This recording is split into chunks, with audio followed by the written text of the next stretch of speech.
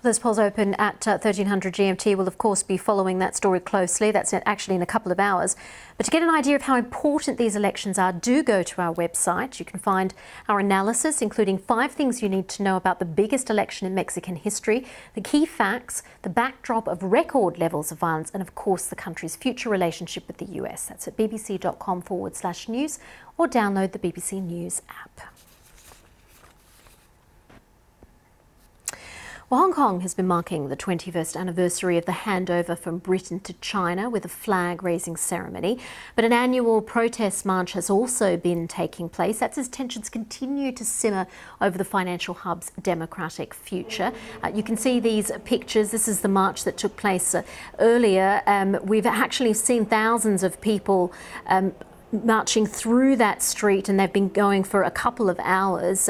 This is the very end of it. We actually saw some yellow umbrellas as well, which is of course a mark of the 2014 umbrella movement, where we saw 100,000 people take to the streets. That was at the height of the Occupy Central protests, when people were really quite unhappy about the pace of democracy in Hong Kong. And these protests are pretty much the same. They are really essentially showing the frustration that some people feel at the pace of change in Hong Kong.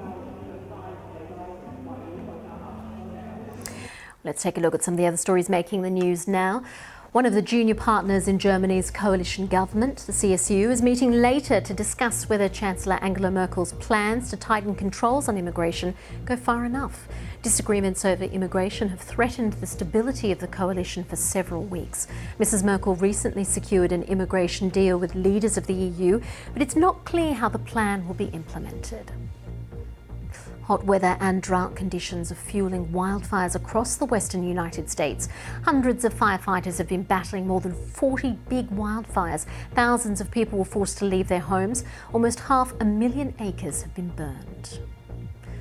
Simone Veil, the first woman to become president of the European Parliament, is to be buried in the French Pantheon. Veil, who died in 2017, will enter the Paris Monument, where France celebrates its most illustrious men and women. Veil is also known for having granted French women the right to abortion in 1975. Now, football, and Saturday saw 2 of the greatest players in the history of the game crash out of the World Cup within a few hours of each other. Argentina's Lionel Messi and Portugal's Cristiano Ronaldo both lost in the first knockout stage. Tim Orr reports. Coming up next, reporters.